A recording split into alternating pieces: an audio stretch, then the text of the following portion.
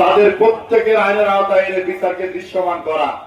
আপনারা জানেন আমাদের আন্দোলনের জোর প্রতিবাদকারী ইতিমধ্যে আজকে সেনা অফিসারদের বিরুদ্ধে চার্জশিট জমা হয়েছে এবং গতকালকে সেনা সদস্য থেকে বলা হয়েছে তারা 15 জন সেনা কর্মকর্তাকে তারা হেফাজতে নিয়ে রেখেছে। এভাবে যদি আন্দোলন অব্যাহত থাকে তাহলে জুলাই আন্দোলনের যে সমস্ত নিরীহ মানুষ জীবন দিয়েছে তাদের একজন হত্যাকারী পার পাবে না ইনশাআল্লাহ।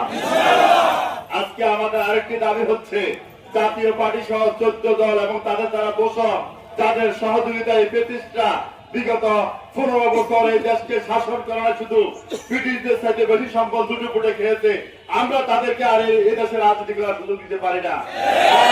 আওয়ামী লীগের মতো সমানভাবে অপরাধী।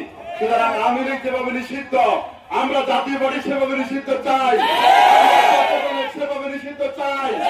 যদি সরকার নিষিদ্ধ না করে উত্তেজিত জনতা তাদেরকে নিষিদ্ধ করেই ছাড়বেন।